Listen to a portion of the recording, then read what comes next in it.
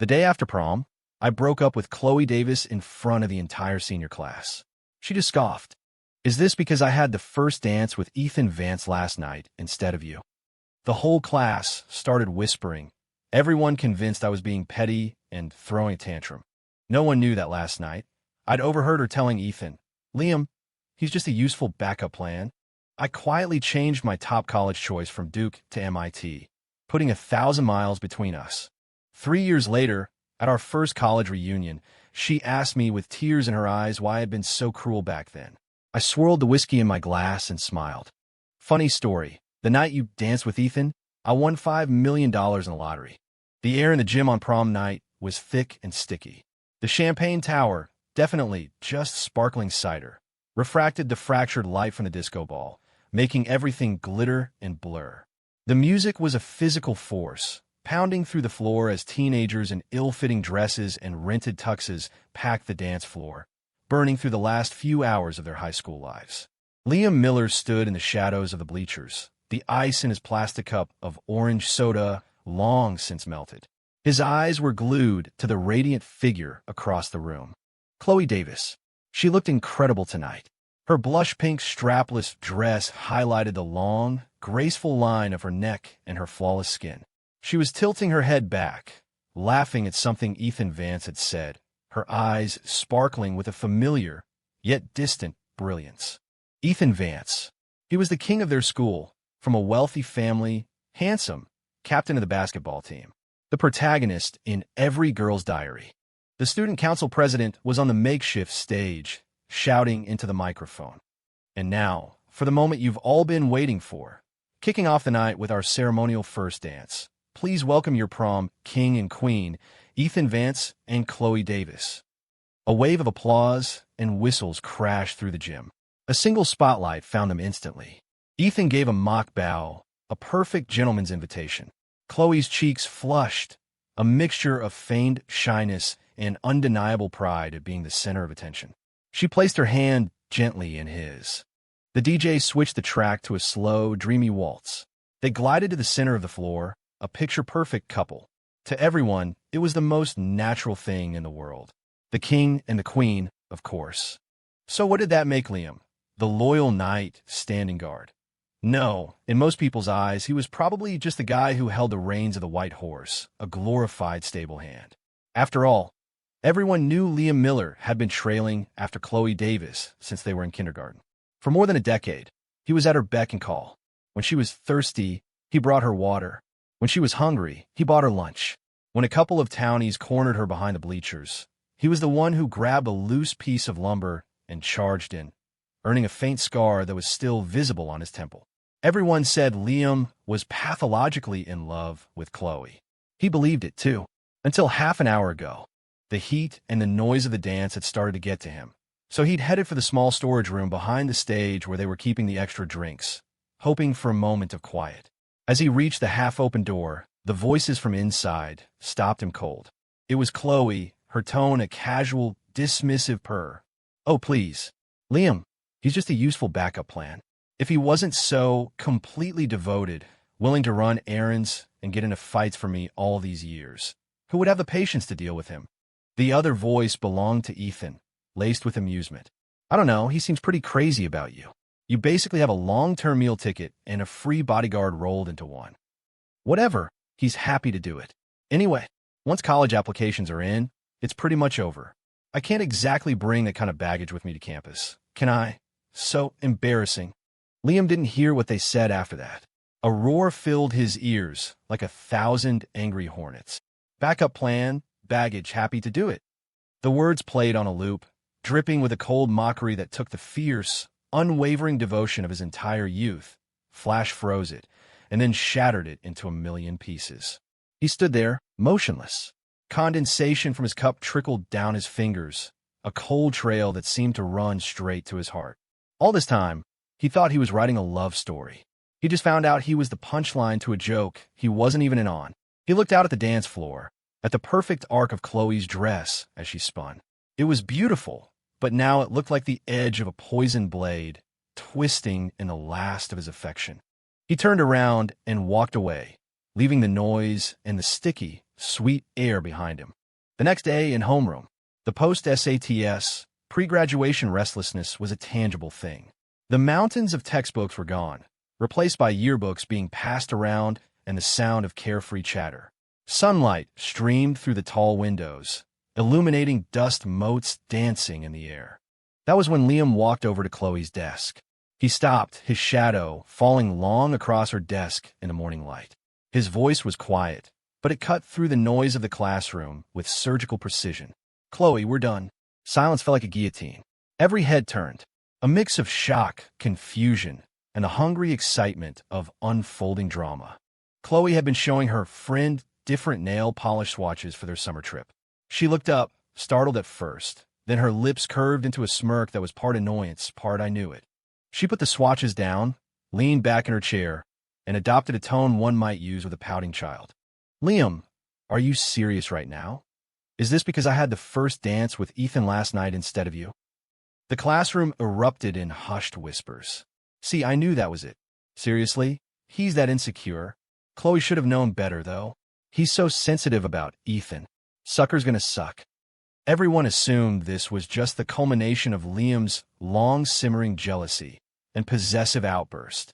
Khloe clearly thought so, too. She looked at him with a sort of patronizing pity, her eyes saying, "Stop making a scene. We both know you can't live without me. Quit while you're ahead. I'll let you save face." But under the weight of everyone's stares, Liam just nodded. No anger, no defense. His calmness was unsettling. "Okay, fine. We're broken up," Khloe said, her voice breezy with a hint of relief. "Don't come crying to me later." She was certain that, within 3 days, Liam would be back, tail between his legs, just like every other time they had a fight.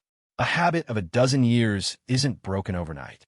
She had no idea that some things, once broken, can never be put back together. Liam said nothing more. He just turned and walked back to his seat. The sun lit up the side of his face, revealing nothing. From that day on, it was as if Liam Miller had partially vanished from Khloe's world.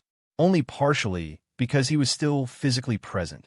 She'd see him at the local coffee shop or around their neighborhood, but he never approached her. The relentless stream of good morning and good night text stopped. He no longer offered to carry her books.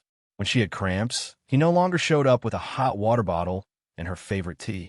The first day, Khloe was unfazed. It was actually kind of peaceful. The second day, she felt a strange sense of unease. She kept picking up her phone, but his icon in her message history remained stubbornly silent. The third day, she was at the mall with friends, her arms aching from the weight of shopping bags. She instinctively pulled out her phone to call Liam for a ride, but her thumb froze over the call button. A wave of irritation washed over her. "What is his deal? Is he ever going to get over this?" she muttered, angrily shifting the bags in her arms. Mutual friends tried to intervene. "Khloe, I think Liam's for real this time. What's going on with you two?" Staring at her reflection as she perfected her eyeliner, Khloe scoffed. "What do you think is going on? He's throwing a childish tantrum. Just wait. Let's see how long he can keep it up. Who's he going to find that's better than me?" She was completely confident.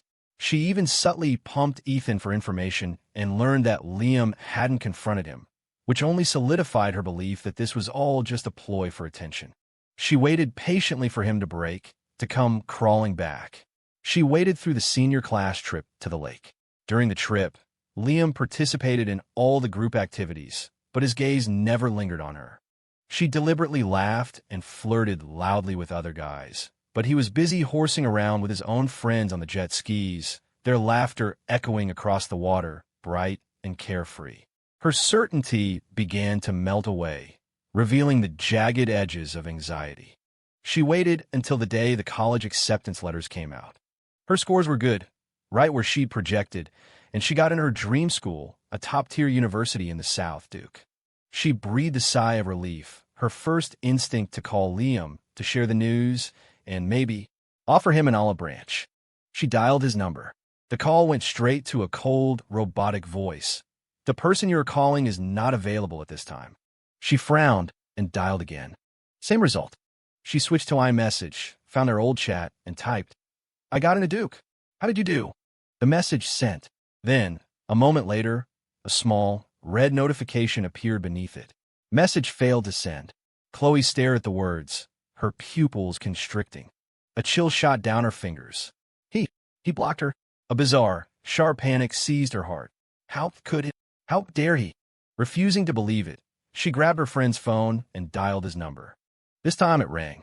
The moment he heard her voice, there was a brief pause on the other end, followed by Liam's perfectly calm tone. Khloe? What's up? If it's nothing, I gotta go. I'm in the middle of finalizing my college decision. You blocked me? She shrieked. Yeah, he said, his admission sharp and immediate. We broke up.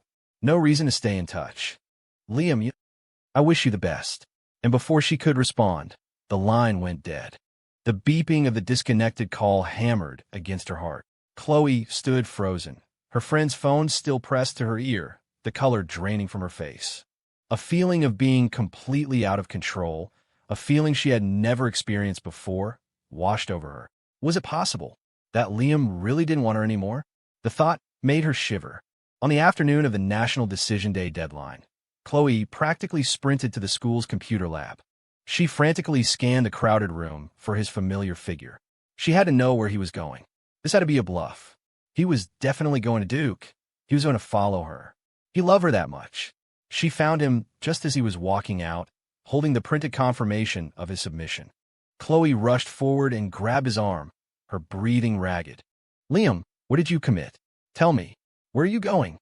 Liam looked down at her hand, at the white knuckles clenched around his arm.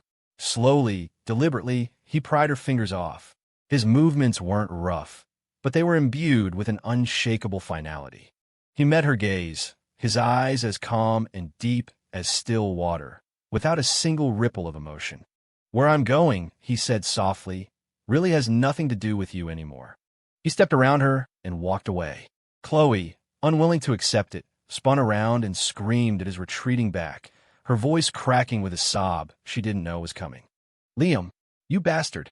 Tell me, you picked Duke, right? Liam's footsteps paused for a fraction of a second, but he didn't turn back. His voice floated back to her, light and indifferent. Guess.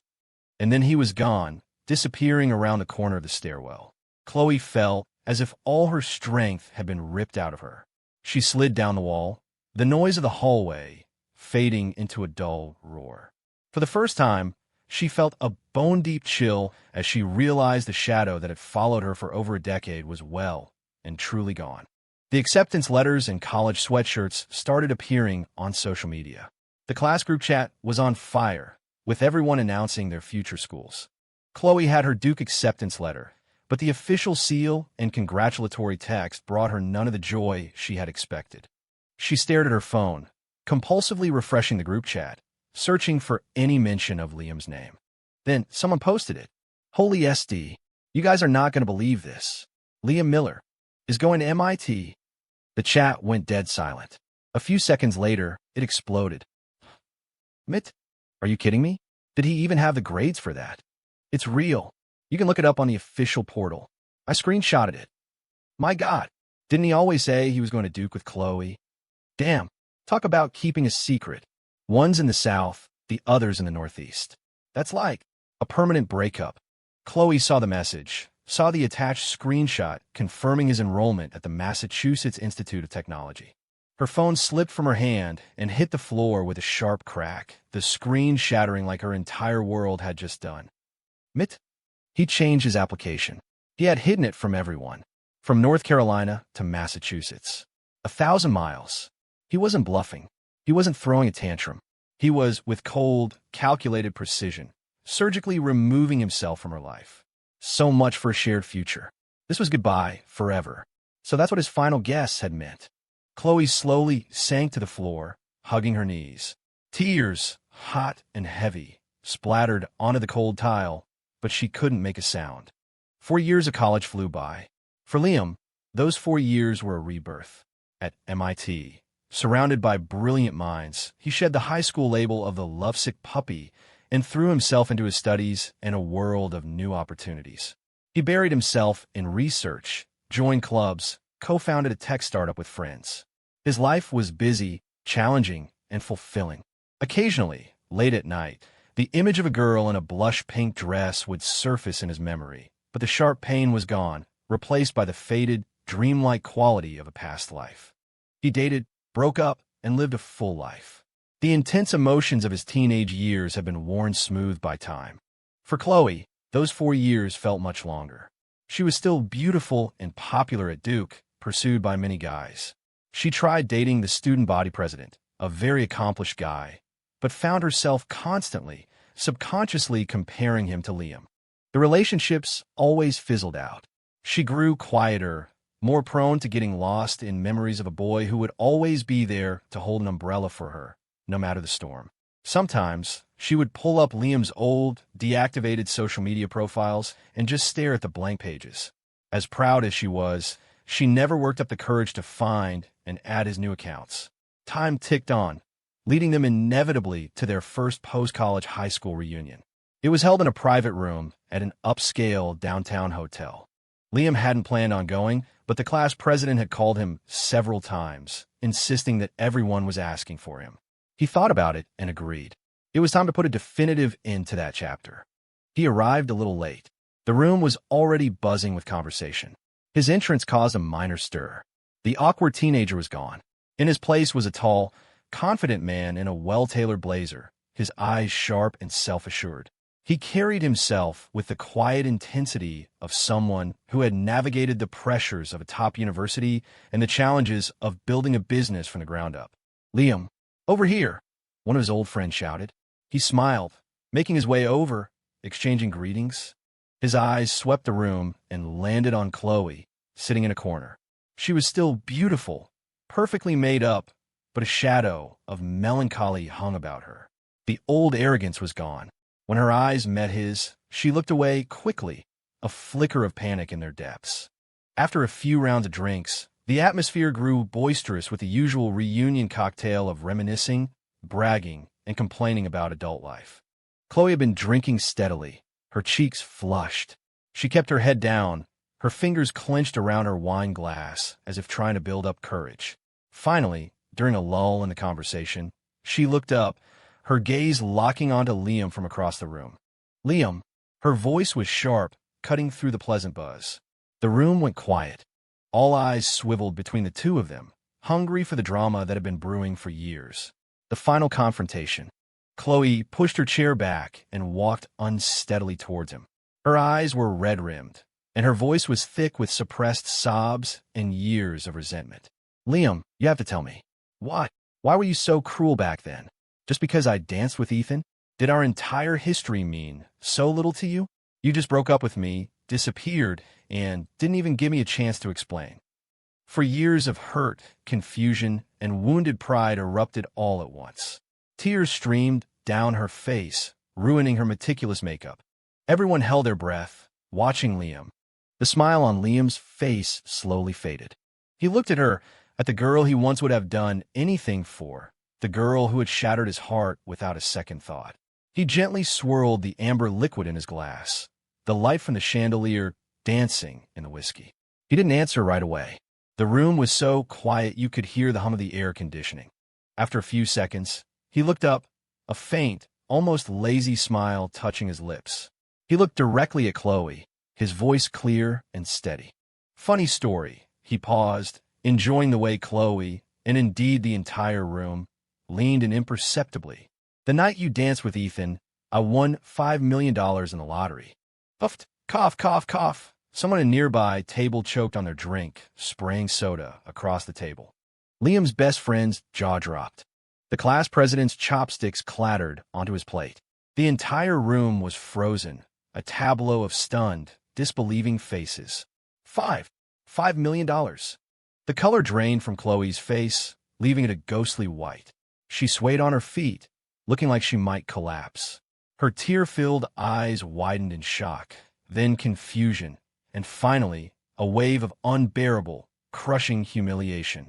He won the lottery, so it was never about jealousy. It wasn't because he was insecure, so he had the means and the motive to leave her all along. So her 4 years of obsession, her regret, her endless questions, they were all a massive cosmic joke to him. She remembered her own smug words, "Don't come crying to me later," and it felt like a physical slap across the face. Who was supposed to be doing the crying? Liam didn't look at her again. He tilted his head back and finished his drink in one smooth motion, the burn of the whiskey a welcome sensation. He set the glass down, picked up his jacket from the back of his chair, and offered a casual smile to the petrified onlookers. "Sorry, everyone, I've got to run. You guys have fun." He turned and walked out of the room with a steady, unhurried stride, never once looking back at the girl left standing in his wake, utterly broken. Behind him, the stunned silence erupted into a tidal wave of frantic, disbelieving chatter that threatened to blow the roof off the place. "Oh my God, $5 million. Is he for real? You couldn't write this stuff. No wonder. No wonder he was so decisive. Holy crap, what a plot twist. Man, Khloe really..." The hallway was carpeted, muffling the chaos behind him. Soft lights gleamed on the polished walls. Through a large window, the city lights sparkled like a fallen galaxy. Liam pressed the button for the elevator. The mirrored doors reflected his face, showing a faint, ironic smile and a profound sense of release. Of course, there was no $5 million. The only thing he'd won on prom night was a front-row seat to his own heartbreak, a confirmation that he was nothing more than a useful backup plan. But what did it matter now? This ridiculous, on-the-spot lie was a far better ending to the story. It was more dramatic, more unbelievable, and a much more effective way to cauterize the wound for good. It ensured she, and everyone else, would never bother him about it again. He didn't need her regret. He didn't need anyone's pity. He just needed to finally make peace with the boy he used to be. The elevator arrived with a soft ding. Liam stepped inside, the bright light enveloping him. The doors slid shut, sealing him off from the world of shock, gossip, and the sound of a girl's finally unrestrained, collapsing sobs. Outside, the city's neon lights streaked across the glass, washing over his calm profile in a river of color. His new life had started a long time ago. As the elevator doors closed, Liam leaned against the cool metal wall and let out a long, slow breath. The $5 million lie felt like a sudden gale force wind that had swept away the last lingering shadows of the past 4 years. He didn't care if Khloe believed it. What mattered was that he had personally written a sufficiently theatrical ending to a chapter of his life that desperately needed one. As the elevator descended, he knew the private room upstairs was in chaos. He pictured Khloe's pale, devastated face, but felt no triumphant glee, only a profound, settled peace. He stepped out of the hotel into the warm summer night. Ignoring the explosion of notifications from the class group chat and a flurry of calls from unsaved numbers, he dialed a familiar one. "Hey, you survive," a bright, cheerful voice answered. It was Sarah, his co-founder, and the person who currently occupied a space in his life that was more than just business partner. She had wanted to come tonight for the drama, but Liam had flatly refused. "Yeah, I dropped a bomb and walked out. The fallout should be spectacular," Liam said, sliding into the driver's seat of his car. "The $5 million story, you've got a flair for the dramatic," Sarah laughed. "Sounds a lot more empowering than the I overheard her calling me a backup plan sob story. So do you feel better?" Liam paused, his hand on the ignition. "I just feel done," he said honestly. It was true. The weight he had carried for years had simply vanished the moment the absurd lie left his lips. "Good. We've got a situation at the office. The initial data from the Starlight project just came in. It's better than we projected. On my way," Liam said, starting the car and pulling into traffic. In his rearview mirror, the Grand Hotel shrank and then disappeared. A new life, with more important challenges and a far more promising partner, was waiting for him. Upstairs, the room was imploding. $5 million. He had to be lying, right? Why would he lie? It explains everything. He had financial freedom, so he just rebooted his entire life. Man, if Khloe had just been nicer to him back then. "Ethan, you knew him pretty well. Did he ever mention it?" someone asked, turning to Ethan Vance, whose expression was grim. Ethan swirled his drink. Never said a word. His mind was reeling. $5 million was a staggering amount for a high school kid. The fact that Liam could win that kind of money and still have the discipline to get into MIT. Ethan suddenly felt that his own quiet condescension toward Liam back then had been laughably misplaced. Khloe stood frozen, the tears on her face having dried into sticky trails. All that remained was a hollowed-out feeling of humiliation. It was never about Ethan. It was never about her. He had his ticket out, and she had been prattling on, convinced of her own irresistible charm. Her taunt, "Don't come crying me later," was a boomerang that had just flown back and hit her in the face. The reunion ended awkwardly. Khloe drove home in a daze and collapsed on her couch. In the dark, her phone screen lit up repeatedly with notifications from the group chat, still dissecting Liam's lottery win, interspersed with messages tagging her, laced with pity and mockery. She sat bolt upright and began a frantic search on her laptop. State lottery winners record, year, how to claim multi-million-dollar jackpots anonymously. She scoured old news articles, looking for any shred of evidence, but it was a digital ghost. The uncertainty was maddening. If he really won, then her 4 years of heartache were a pathetic, one-sided joke. A few days later, through a series of connections, she got the number of someone who did business with Liam's company. Liam Miller, the man on the phone, said, "His company's doing great, but I doubt his seed money came from the lottery. Their early fundraising was brutal. I remember his partner, Sarah, worked so hard she ended up in the hospital from exhaustion once. If he was sitting on $5 million, why go through all that?" Khloe's fingers tightened around her phone. He lied. There was no $5 million. A hot flash of anger being played was quickly extinguished by a much deeper, colder dread. If he didn't win the lottery, then the only reason left was the one she had refused to consider. He simply hadn't loved her anymore. He hadn't even cared enough to hate her. He just dismissed her and her 4 years of agonizing with a casual, devastating lie. That truth was infinitely more painful than the $5 million.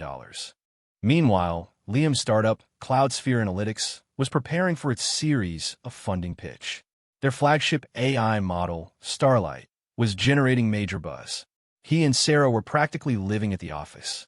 One afternoon, Sarah walked into his office, her face serious. "We have a problem. Ethan Vance is making a play for the same VC firms we are." Liam looked up. After college, Ethan had joined his family's investment firm, making a name for himself with aggressive tactics. "He's interested in Starlight?" "Worse," Sarah said, sliding a tablet across the desk. "He's funded a direct competitor, and somehow, they've gotten their hands on our beta test data. I think we have a leak." Liam's jaw tightened. This wasn't competition, it was theft.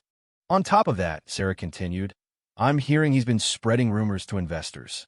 About you. Specifically, your high school history with Khloe. He's painting you as an unstable founder who makes decisions based on emotion." Liam let out a short, humorless laugh. Classic Ethan. "It's not funny, Liam. This could tank our pitch tomorrow." Liam stared at the tablet, at the malicious retelling of his past. Then he looked at Sarah, and a slow, determined smile spread across his face. "If they want to play dirty," he said, "let's show them how the game is really played." He picked up his phone. "Hey, it's Liam. I need to make a last-minute change to tomorrow's presentation deck." The next day, at the venture capital pitch, the room was filled with the heavyweights of the investment world. As expected, Ethan was in the back, a smug look on his face. Sitting next to him, looking pale and uncomfortable, was Khloe. Liam took the stage and delivered a flawless presentation on Starlight's technical superiority and market potential. Then came a Q&A. An investor raised his hand. "Mr. Miller, the technology is impressive. However, we have some concerns about founder stability. There are rumors circulating about your personal history. Could you address them?" All eyes turned to Liam. Ethan's smirk widened. Liam smiled calmly. "Thank you for the question. First, let me clarify. I never won $5 million. That was a joke I made at a high school reunion to put a rather painful chapter of my life to rest." A murmur went through the room. Khloe looked up, stunned. He was admitting it? As for why that chapter was so painful, Liam's gaze drifted to the back of the room, passing over Ethan and Khloe as if they were strangers. "The reason is simple. On my prom night, I overheard the girl I had spent my entire youth devoted to, telling someone else that I was nothing more than a useful backup plan."